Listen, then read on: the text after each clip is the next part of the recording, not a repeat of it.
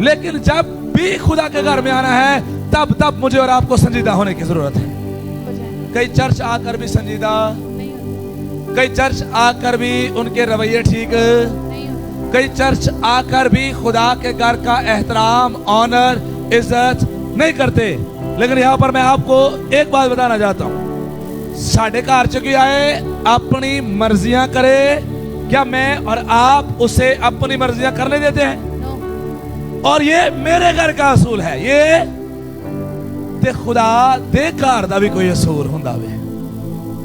आमीन आमीन। अपने अपने घरां दे असूलां नूं असीं सारे पक्के हैं। अपने अपने घरां दे असूलां नूं सारे इवन साढ़े घरां च पंखे चलन दा भी असूल है, साढ़े घरां च खाना खान दे भी असूल ने, साढ़े घरां च उठन दे, बैठन दे, खलोण दे, सौण दे, हर चीज दा असूल है।